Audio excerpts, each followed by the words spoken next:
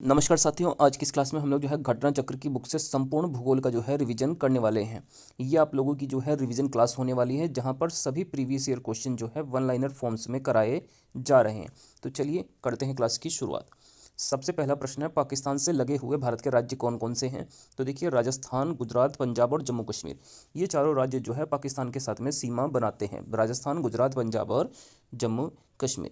Next, इसके बाद दूसरा प्रश्न है, भारत की सबसे लंबी सीमा किस राज्य से लगी है। तो ये जो है बांग्लादेश के साथ में लगी हुई है।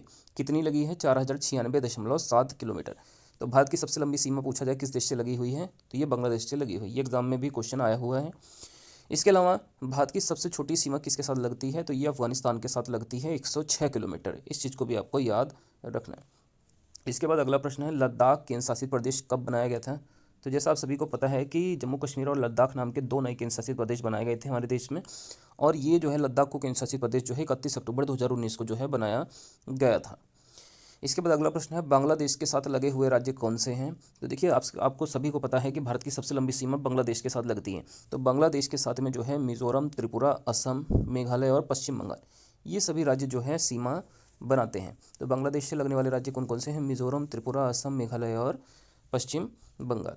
नेक्स्ट हम इसके बाद बात करते हैं अगले राज्य की। तो देखिए, इसके बाद अगर आपसे पूछा जाए म्यांमार से लगने वाले राज्य कौन कौन से हैं, तो अरुणाचल प्रदेश, नागालैंड, मिजोरम और मणिपुर, ये चारों राज्य जो है म्यांमार देश के साथ में जो है सीमा बनाते हैं। अरुणाचल प्रदेश, नागालैंड, मिजोरम और मणिपुर। इसके बाद हम बात करते हैं नेपाल से लगने वाले राज्य कौन कौन से हैं। तो उत्तर प्रदेश, उत्तराखंड, बिहार, पश्चिम बंगाल और सिक्किम, ये पांचों राज्य जो है नेपाल के साथ में सीमा बनाने वाले राज्य हैं। उत्तर प्रदेश, उत्तराखंड, बिहार, पश्चिम बंगाल और सिक्किम। इसके बाद हम बात करते हैं चीन से लगे हुए भारत के राज्य। तो हिमाचल प्रदेश, लद्दाख, उत्तराखंड और अरुणाचल प्रदेश, ये सभी राज्य जो है चीन देश के साथ में सीमा बनाते हैं। हिमाचल हो गया, लद्दाख हो गया, साथ में उत्तराखंड हो गया और इसके अलावा अरुणाचल प्रदेश। नेक्स्ट हम बात करते हैं अगले प्रश्न की। तो यहाँ पर देखिए पूछा गया है, त्रिशूल पर्वत जो है, यह त्रिशूल पर्वतमाला, ये जो है कहाँ पर स्थित है। तो ये बागेश्वर जिला उत्तराखंड में जो है स्थित है। इसके बाद अगला प्रश्न है, डूरंड रेखा किन देशों के बीच में स्थित है। तो देखिए, पहले ये रेखा भारत और पाकिस्तान के बीच में थी, लेकिन अभी ये वर्तमान समय में जो है पाकिस्तान और अफगानिस्तान के बीच में सीमा बनाने का कार्य करती है। और इसका निर्धारण जो है 1896 ईस्वी में हुआ था। नेक्स्ट हम इसके बाद बात करते हैं मैकमोहन रेखा। तो ये भारत और चीन के बीच में सीमा बनाती है और यह जो है 1914 में जो है इसका निर्माण हुआ था। इसके अलावा जो मैगिनॉट रेखा है, ये जर्मनी और फ्रांस के बीच में सीमा बनाने का कार्य करती है, मैगिनॉट रेखा। नेक्स्ट हम इसके बाद अगले प्रश्न की बात करें, भारत देखिए क्षेत्रफल में कौन से स्थान पर आता है। तो ये 7वें स्थान पर आता है और जनसंख्या में वर्तमान समय में ये जो है प्रथम स्थान पर है। नेक्स्ट इसके बाद बात करते हैं भारत के स्थल सीमा की टोटल लंबाई। तो यह जो है 15,200 किलोमीटर जो है भारत की टोटल स्थल सीमा की लंबाई हो जाती है। इसके अलावा अगर आपसे पूछा जाए सबसे पहले सूर्योदय, सर्वप्रथम सूर्योदय किस राज्य में होता है, तो ये जो है अरुणाचल प्रदेश में होता है। नेक्स्ट इसके बाद अगला प्रश्न पूछा गया था, माही नदी कौन सी, माही नदी क्या करती है, कर्क रेखा को 2 बार काटने का कार्य करती है।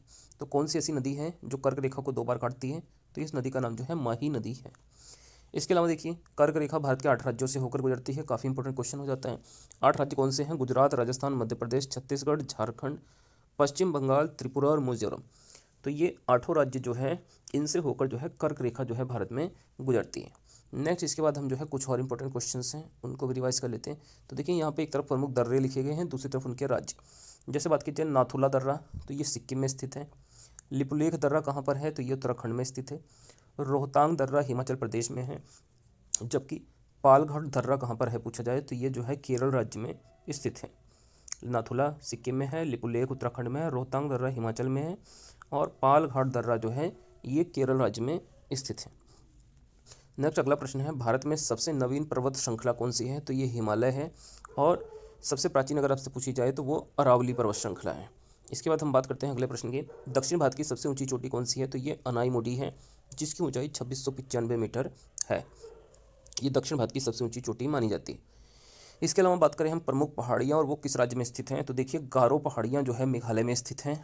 इसके अलावा मीरी जो पहाड़ियाँ हैं ये अरुणाचल प्रदेश में पाई जाती हैं। और इसके अलावा डालम की पहाड़ियाँ ये आपको झारखंड राज्य में देखने के लिए मिलेंगी।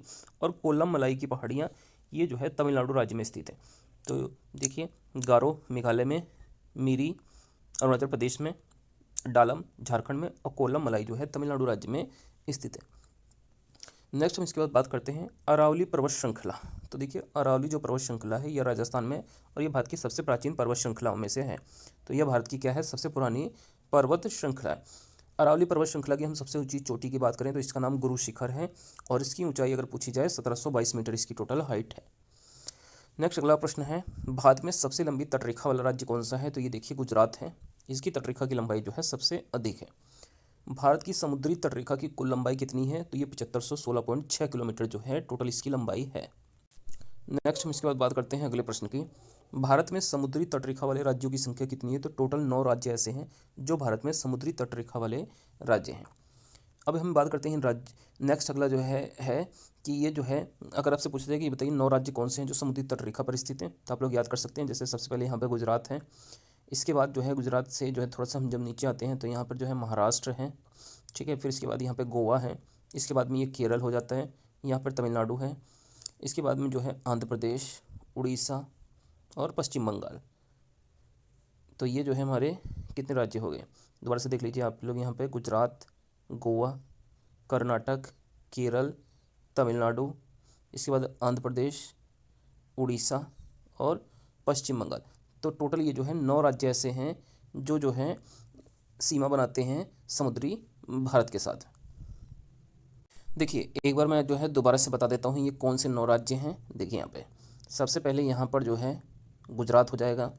इसके बाद में गुजरात से जब हम नीचे आते हैं तो यहाँ पर हमको महाराष्ट्र, इसके बाद फिर यहाँ पर इससे नीचे गोवा, फिर इसके बाद कर्नाटक, फिर केरल और यहाँ पर तमिलनाडु, फिर आंध्र प्रदेश, फिर उड़ीसा और फिर पश्चिम बंगाल।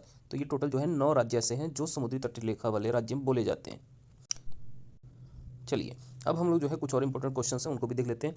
तो एक तरफ देखिए यहाँ पर जो है शहर लिखे गए हैं, दूसरी तरफ उनके राज्य। तो देखिए सबसे पहला जो शहर है इसका नाम है जंजीरा शहर। तो ये महाराष्ट्र राज्य में स्थित है। इसके अलावा कुन्नूर शहर केरल में है और इसके अलावा नागरकोइल ये तमिलनाडु राज्य में स्थित है और सिंधुदुर्ग ये कहाँ पर स्थित है? तो ये महाराष्ट्र राज्य में जो है स्थित है। जंजीरा और सिंधुदुर्ग दोनों महाराष्ट्र में, कुन्नूर केरल में है, नागरकोइल तमिलनाडु में स्थित है। इसके अलावा देखिए अगर आपसे पूछा जाए जो है केप कोमोरिन कहाँ पर स्थित है? तो ये जो है तमिलनाडु राज्य में स्थित है।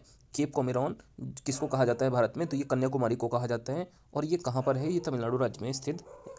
नेक्स्ट इसके बाद है अगला प्रश्न, 10 डिग्री चैनल किसको अलग करता है? तो ये देखिए अंडमान और निकोबार द्वीप समूह को आपस में अलग करने का काम करता है। इसके अलावा अगर आपसे पूछे तो लक्षद्वीप कहाँ पर स्थित है? तो देखिए लक्षद्वीप जो है अरब सागर में स्थित है। लक्षद्वीप में कुल द्वीपों की संख्या जो है टोटल 36 है। लक्षद्वीप की राजधानी की बात करें तो कवरत्ती यहाँ की जो है राजधानी हो जाती है। तो दोस्तों ये हमारी आज की जो है रिवीजन क्लास थी। आप लोगों की क्लास कैसी लगी कमेंट करके जरूर बताइएगा। वीडियो को अच्छी लगने पर वीडियो को लाइक करके चैनल को जरूर से सब्सक्राइब कर लें।